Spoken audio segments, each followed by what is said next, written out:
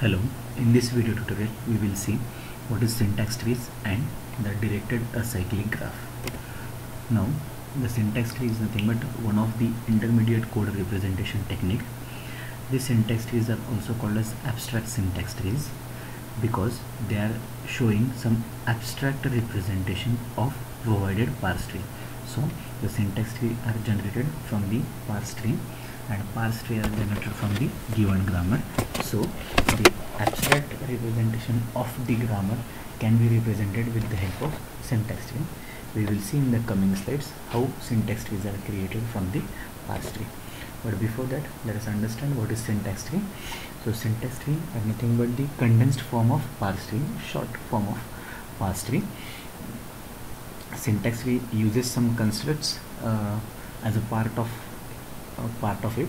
So nodes in the syntax tree represent those constructs. Basically these are nothing but the operators which represents the nodes, whereas the leaf nodes are nothing but the operands. So with operator and operand, syntax tree is presented, and always operators are placed as an internal node, whereas operands are placed at the leaf node position.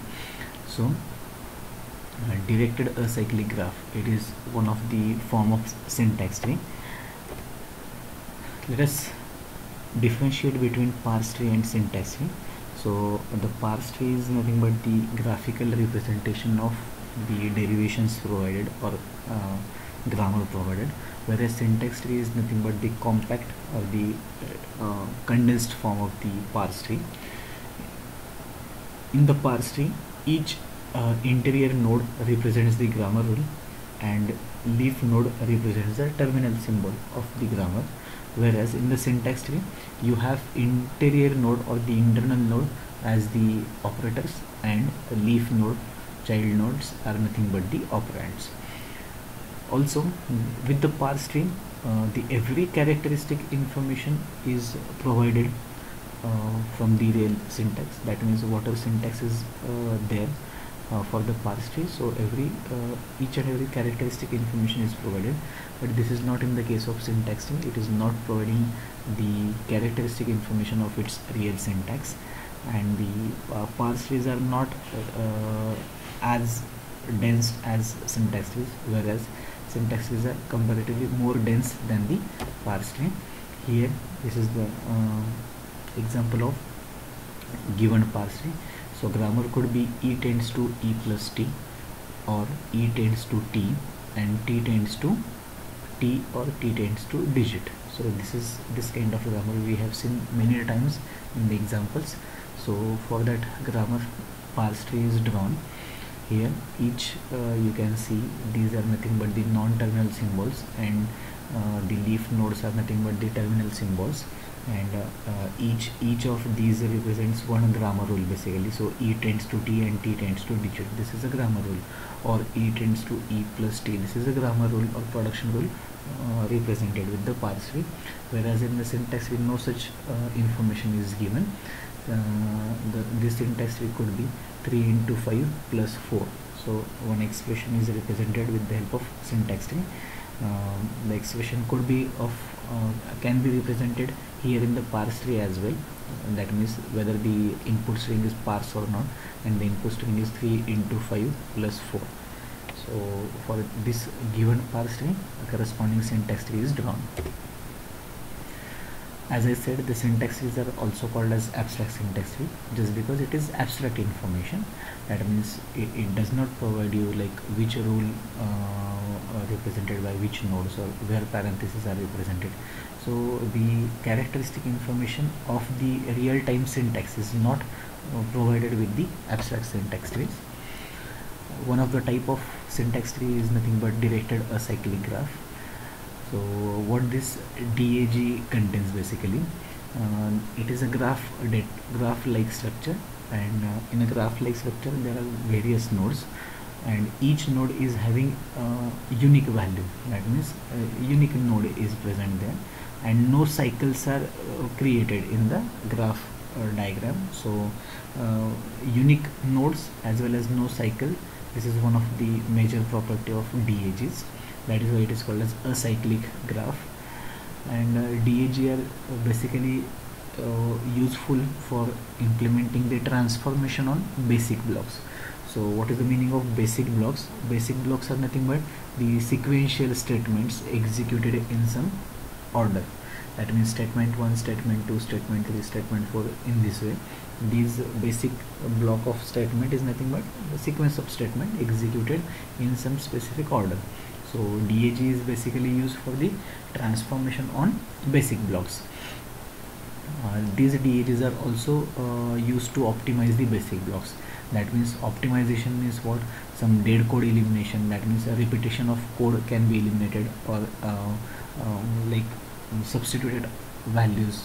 Based on that, a particular value is replaced, or common sub expression, entire expression can be eliminated, can be replaced. So in this way, DAG helps us while optimizing the code. And DAGs are usually constructed using 3 address code. This is very important. So we know what is 3 address code. 3 address code is nothing but total 3 operands we have to use, and after equal to sign we have to use 2 operands and assign that value to the third operand. In this way, 3 address code can be formed, and DAG are usually constructed using 3 address code. That means if we are given with any expression, we have to compute the TAC, that is 3 address code first, and then convert that TAC into the DAG, that is directed acyclic graph. So the basic purpose of DAG is nothing but we can use to determine the expression which have computed more than once. So the common sub expressions can be eliminated, only one time that can be represented or used, so repetition is avoided. Also it helps us to determine names whose computation is done outside the block and it is used inside the block, whereas it is also helping us to determine statement of block whose computed value can be used outside the block. That means the that means block which is computed outside and used inside, and blocks which are computed inside and used outside, that can be like their values can be determined with the help of DAG. And also the elimination of common sub expression, that can be done with the help of quadruples. This is a type of 3 address code. We will see in a more detail about the quadruple in while studying the 3 address code. So it will help us to very much essential property of 3 address code, that is quadruple, which helps us to eliminate the common sub expression. So DAG is also useful for that reason. Now construction of DAG. So on what basis DAGs are constructed? So first rule is a very simple one and easy to understand. So in a DAG, always interior nodes represent the operators, and all exterior nodes or leaf nodes represent the name, constant or identifier. So this you have to remember. Internal node will be the operator and leaf node will be the identifiers. Then rule 2, while constructing the DAG, we need to ensure that the node which is created will be the unique one, that means having same value. If you are at a position to create new node, so first of all check whether that new node value is matching with existing nodes or not. If it matches, then you cannot create such node with the same value. So in this way it helps us to avoid the recomputation and detects the common sub expressions, that means repetitions are avoided. And last rule is assignment instruction of this form x equal to y are not performed unless they are necessary. So when it is required, then only assignment statement can be represented, else it is not represented. So let us see some problems based on DAG. So one expression is given to you. It is parenthesized expression a plus b into a plus b plus c. Now the very first rule or very first check that you should keep in mind is that here a plus b and a plus b are repeated. So we will see how these common sub expressions can be eliminated. That means the occurrence of a plus b will be there for only one time in the given DAG. So let us see step by step. So first of all, compute the 3 address code of the given expression. So first TAC, temp variable will be used for the a plus b expression. So t1 equal to a plus b, then multiplication operation and the second operand. So in a second operand two expressions are there, so compute one by one. So we will give the priority for plus this plus operator, that is left one. So a plus b is computed as t2, but as you can see, we already discussed that the a plus b and a plus b are the common sub expressions, so their occurrence should be one time. So a plus b is already represented by some temp variable, so we will make reuse of it. So here t1 is nothing but a plus b, which is we have written for the generated for the earlier a plus b. So t1 plus c can be assigned to t2, so t2 equal to t1 plus c, and now t3 will be t1 multiplied by t2. So in this way, three address code can be generated for the given expression. Now based on the three address code, we will now create the directed acyclic graph. So first of all, represent a plus b. So a plus b is represented, and both a plus b are represented, both operands a and b, both are operands having same parent, that is plus. So plus and ab is represented. Now this expression is multiplied with other expression plus c. So a plus b is added with c, and now a plus b is multiplied with that addition. So in this way the star will be added here. So star, then plus, that is a, sorry, we have started from this part, that is a plus b common sub expression is represented, then that common sub expression representation can then added with the plus c, and at last we have multiplied this t1 part with the t2 part. So in this way the DAG is computed like constructed for the given expression. Now the observation here that you can see that the common sub expression has been expressed using single node as we discussed, and the computation is carried out only once and stored in the identifier t1, and it gets reused in the later part. Look at the second example here, a plus a multiplied by b minus c plus b minus c into d. Now here like two observations you need to like make. One is a construct is, or the operand is appearing two times, as well as sub expression b minus c appears two times. So unlike previous example where only a plus b sub expression appear two times, here now one operand appear two times and one sub expression appear two times. So let us see how we can construct the DAG for it. So first of all, this b and c are having same parent, that is minus, so minus b and c is there. Now this a has to be represented only one time, so a plus a, so it is represented like this, a plus a. Now we have to multiply this a as a plus a multiplied with b minus c. So in this way we have represented, and the second time this b minus c is multiplied with d, so b minus c is multiplied with d. So we can have the three address code like this. Now we will create three address code going from left to right. So first three address code will be created for this particular expression, that is a multiplied by t1, so t1 will be b minus c, and also that t1 will be used in the second expression, so it will be a into t1 plus, here if we create t2 for this, no need to create t2, we will make use of t1, so it will be t1 into d, so t1 into a and t1 into d, so it will be reused, so recomputation is avoided here.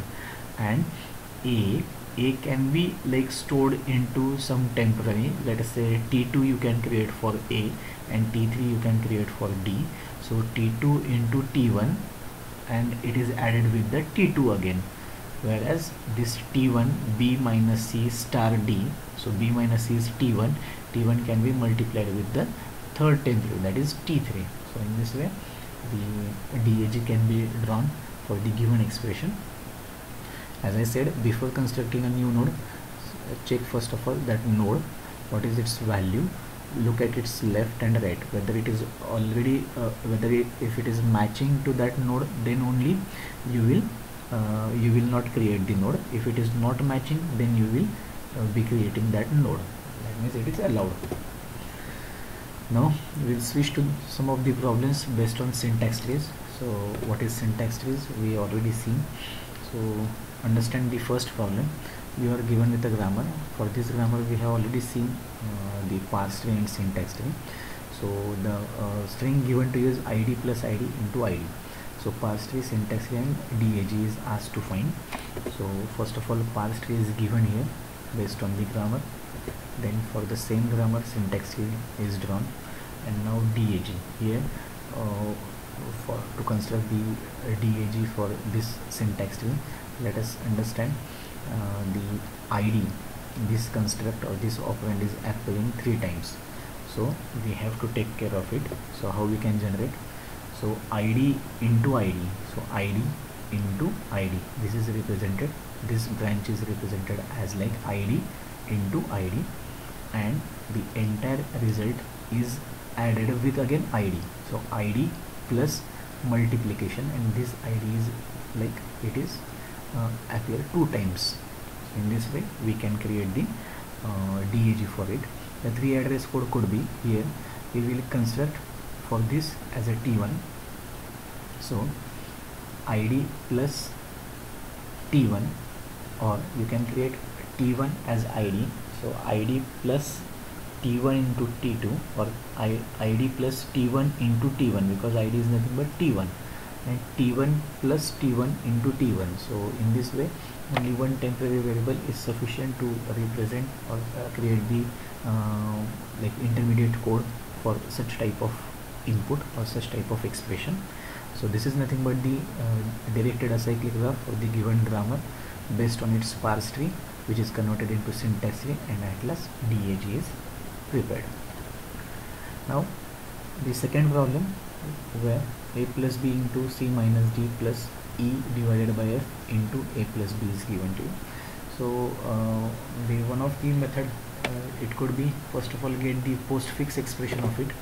So postfix expression is opt-in, and we know how to get the postfix. You can use the stack method and like consider the on stack priority and input expression priority, and based on that you can create the postfix expression. So use the method of stack to convert the given infix expression into postfix expression. So I have directly written here the postfix expression after like finding or using the stack method, and this infix expression converted into the postfix one. In the step 2, what we will do, we will again make use of the stack, and in the stack we will insert one by one each and every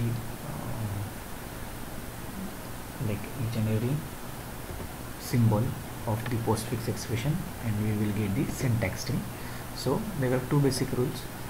When operand is there while scanning, we have to push that operand onto the stack, and when operator is encountered, we will push that operator and we will remove 3 entities. That means pop the operator along with the 2 symbols below that operator, since all are the binary operators. So insert that operator into the stack and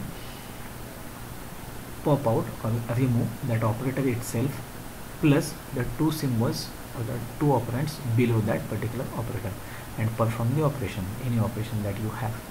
Okay, and once operation is performed, whatever result you have, again push back that result onto the stack, and in this way we have to repeat the procedure.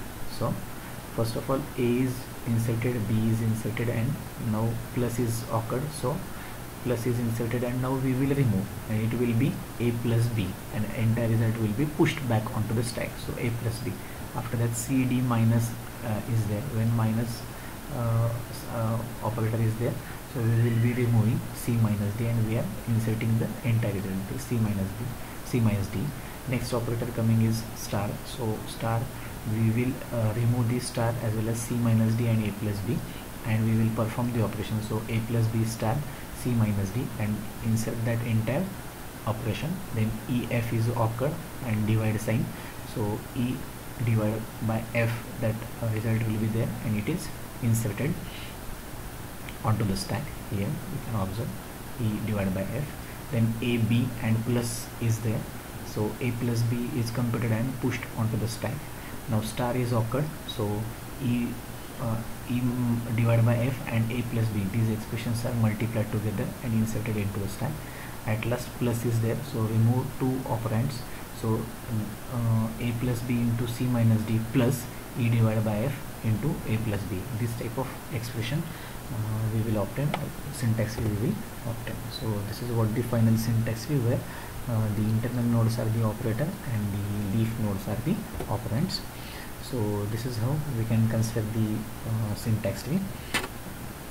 So in this tutorial we learned about the basic difference between parse tree and syntax tree, the examples of parse tree and syntax tree, and how we can draw the DAG based on the given syntax tree. So thank you so much.